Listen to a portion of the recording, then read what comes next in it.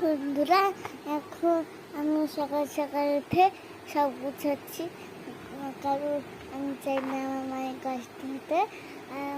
আমি গুছিয়ে কিছু খাবার খেয়ে নিয়েছি। ঠিক বন্ধুরা, এখন সকাল সকাল উঠে আমি ঝাড়ু দিয়ে দেবো।